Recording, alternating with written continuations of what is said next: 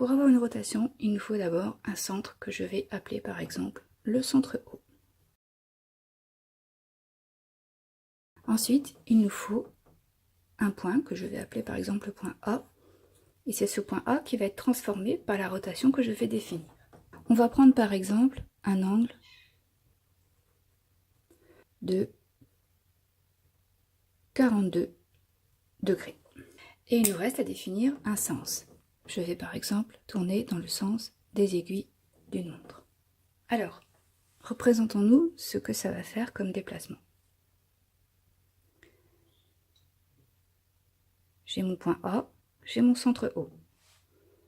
Je vais tourner dans le sens des aiguilles d'une montre, c'est-à-dire dans ce sens-là, et il faudra que je tourne de 42 degrés, qui est un angle aigu, donc à peu près ça. Et donc j'aurai un nouveau point, qui sera le transformé du point A par la rotation de centre O, d'angle 42 degrés, et dans le sens des aiguilles d'une montre. Maintenant, prenons les instruments. Il faut que je trace, en fait, le pic à brochette dont je me suis aidée précédemment. Voilà, mon pic à brochette. Maintenant, il faut que je prenne mon rapporteur parce que j'ai un angle de 42 degrés à tracer. Alors, il faut que je place le petit trou de mon rapporteur sur le centre de ma rotation, c'est-à-dire ici, le point O. Ensuite, il faut que j'aligne mon pic à brochette, c'est-à-dire ma demi-droite, avec le 0 degré. Et il faut que je trace un angle de 42 degrés.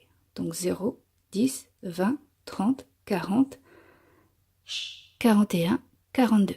Je fais ma petite marque pour m'aider à tracer mon angle et je vais dessiner là le pic à brochette où il doit s'arrêter pour tourner. Voilà. Ensuite, mon pic à brochette, il avait une longueur bien définie. Donc il faut que je reporte cette longueur. La meilleure façon pour reporter une longueur en mathématiques, c'est le compas. Donc je vais piquer sur le centre O.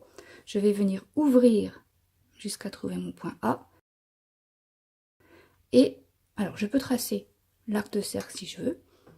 Et ce qui est important, c'est ici le point d'intersection de l'arc de cercle et de ma demi-droite.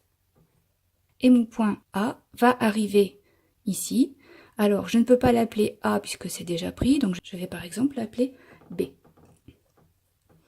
Donc, mon centre, c'est le point O. Mon angle, il est ici.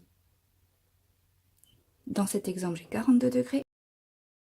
Et j'ai bien tourné dans le sens des aiguilles d'une montre. On dit que le point B est le transformé du point A, le point de départ, par la rotation de centre O, d'angle 42 degrés, et dans le sens des aiguilles d'une montre.